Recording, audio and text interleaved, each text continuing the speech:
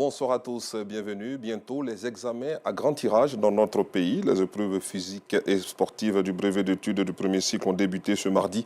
Les élèves ont pris d'assaut les lycées et collèges pour prendre part à cette première phase du BEPC.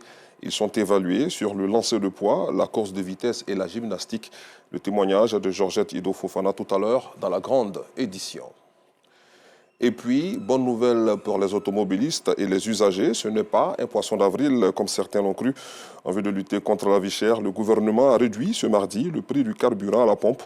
Le super passe désormais de 875 francs CFA à 855 et le gasoil de 715 à 700 francs CFA, soit une baisse de 20 francs pour l'essence et 15 francs pour le gasoil. Le constat de Georgette Ido Fofana à 19h30.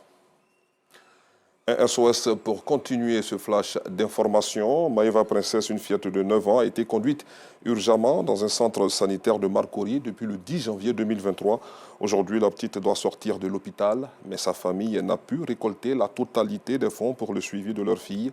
Dans le désarroi, les parents de Maïva ont lancé un appel à l'aide au micro de nos reporters. Les détails tout à l'heure dans la grande édition. À l'international, au Zimbabwe, la police a annoncé ce mardi l'arrestation de 95 personnes accusées de promouvoir la violence publique pour avoir participé la veille à une manifestation appelant le président Emerson Mnangagwa à quitter le pouvoir. Le groupe a comparu dans la matinée au lendemain de cette manifestation mobilisée par un ancien combattant de la guerre d'indépendance et du parti ZANU-PF au pouvoir depuis 45 ans dans ce pays d'Afrique australe.